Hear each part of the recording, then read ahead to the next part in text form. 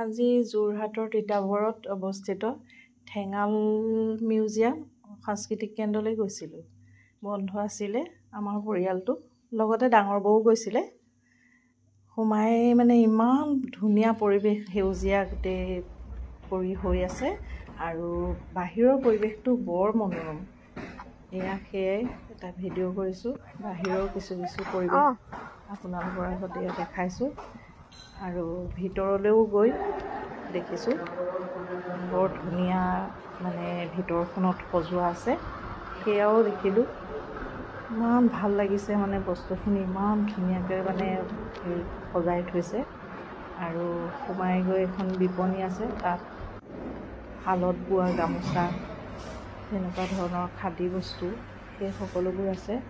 সেয়েহে বোলো ভিডিঅ' এটা কৰি আপোনালোকৰ লগতো অকণমান দেখাওঁ। কিন্তু একেবাৰে ভিতৰৰ মিউজিয়ামত তাত মানে ভিডিঅ' কৰা নিষেধ, গতিকে তাত ভিডিঅ' কৰিব নোৱাৰি আৰু সেইকাৰণে ভিডিঅ' কৰা নাই হোৱা ভিতৰৰ। এতিয়া আপোনালোকক এইখিনি দেখুৱাইছোঁ, পাৰিলে আহিব, আহি পেলাই চাবহি, অলপ তাৰ সৌন্দৰ্য উপভোগ কৰিব পাৰিব।